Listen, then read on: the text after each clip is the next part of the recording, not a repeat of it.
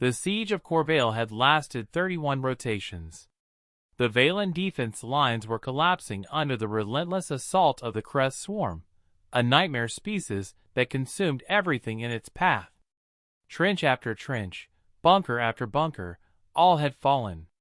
Reinforcements had been promised, but none had arrived, until now.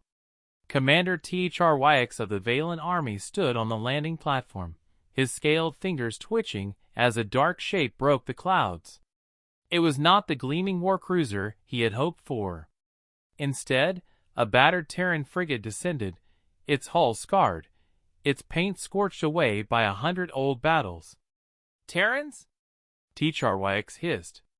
"We asked for soldiers, not colonists." The frigate's doors opened, and they emerged, humans. Deathworlders. Thick-bodied, scarred, eyes bright with a feral gleam. They carried weapons that looked like they had been patched together from scrap, and some wore nothing but light armor reinforced with plates of alien steel. At their front was Captain Morgan, a woman with one cybernetic arm and a grin that unsettled every Valen present. "Where do you want us?" she asked. Thrix blinked. "How many are you?" 43. He stared at her. "The swarm number's in the tens of thousands." Morgan shrugged. "Then we won't have to waste time looking for targets." The first wave came at dawn.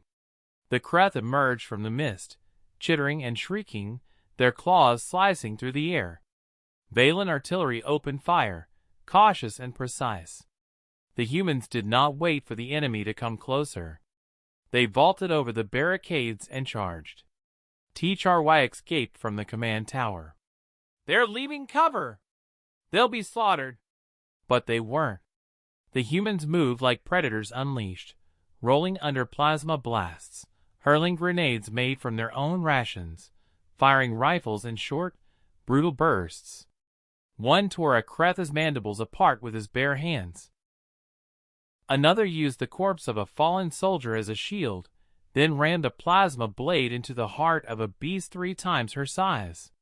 Where the Valens fought to hold ground, the humans fought to break the enemy.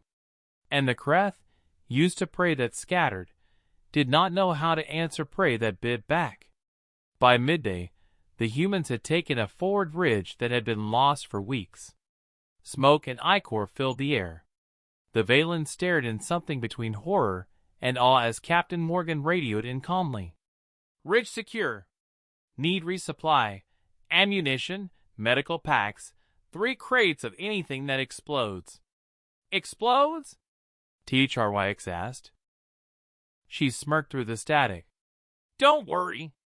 We'll find a use for it." Night brought the second wave. The Kreth attacked in greater numbers, expecting the humans to have exhausted themselves. Instead, they found the Terrans waiting, traps laid, trenches mined, scavenged Kreth armor turned into improvised fortifications. When the swarm poured in, the battlefield erupted, flames, spikes, shrapnel, and human laughter cutting through the chaos. One squad deliberately let itself be surrounded, only to detonate a chain of fuel tanks that ripped a crater in the swarm's flank. Another team scaled the Kreth hive spire using hooks and thermal knives, collapsing it from within. The Valens had fought for survival. The humans fought to win. 3 rotations later, the siege was broken. The Kreth retreated, their numbers shattered by a force they could neither predict nor withstand. The battlefield was a ruin of fire and twisted chitin, but for the first time in months, Corvale saw dawn without fear. Commander Thrix approached Captain Morgan as her people tended to their wounded. "I will admit," he said slowly, "when I requested reinforcements, I expected order, discipline, strategy." Morgan tightened a bandage on her cybernetic arm. "We gave you strategy," she said. "Just not the kind you're used to. You lost 1/3 of your number. And the Kreth lost everything." Thrix looked at the ragged, grinning humans, scarred, exhausted, yet ready to fight again. "You are terrifying." Morgan's grin widened. That's the idea. News of the battle spread quickly. The galaxy learned a new word that week, Deathworlders, and what it meant to invite them to war.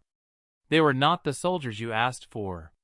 They were the ones you sent when you wanted the enemy to remember your name for centuries. And the Valens, who had once considered them reckless savages, now set a single line to every ally still fighting for survival. If you call for reinforcements, ask for humans.